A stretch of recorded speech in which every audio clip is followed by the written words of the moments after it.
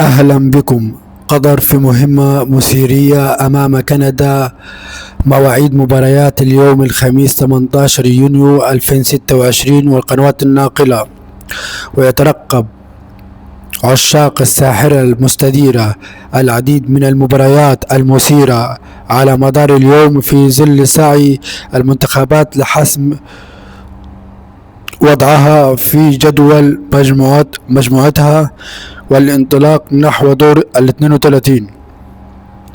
وتعد مباراة قطر أمام كندا من أبرز لقاءات اليوم في ظل سعي العنابي لتحقيق الإنجاز والفوز والتأهل من المجموعة.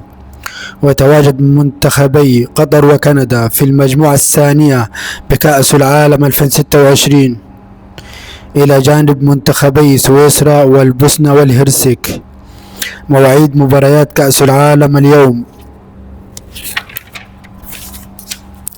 المباراة الأولى منتخب التشيك ضد جنوب أفريقيا في تمام الساعة 7 مساء بتوقيت مصر والسعودية عبر قنوات بي إن سبورت ماكس 1 و 3.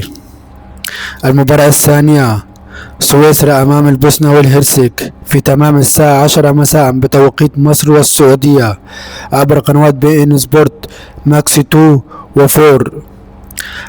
المباراة الثالثة قطر ضد كندا الساعة 1 صباح الجمعة بتوقيت مصر والسعودية وتذاع عبر قناة بي إن سبورت ماكس 1.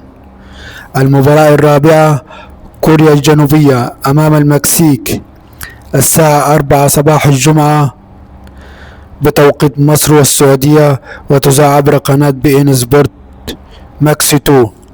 توقعاتي للمباريات الأربعة: المباراة الأولى التشيك ضد جنوب أفريقيا. منتخب التشيك هيفوز.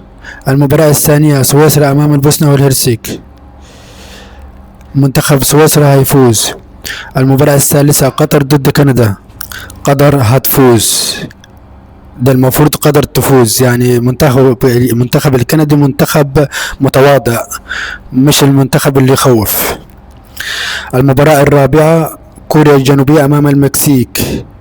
طبعا المكسيك قوية جدا وكوريا قوية جدا، احتمال كبير للتعادل لفوز المكسيك. لا تنسوا الاشتراك ولايك للفيديو وشيروا الفيديو وشاركونا رأيكم في الكومنتات. يا ريت تدوسوا لايك بس على الفيديو عشان ينتشر بسرعة، وتكتبوا لنا رأيكم في الكومنتات لأن الكومنتات بتنشر الفيديو بسرعة. وشيروا الفيديو برضو، التشيير بينشر الفيديو بسرعة. وشكرا لكم.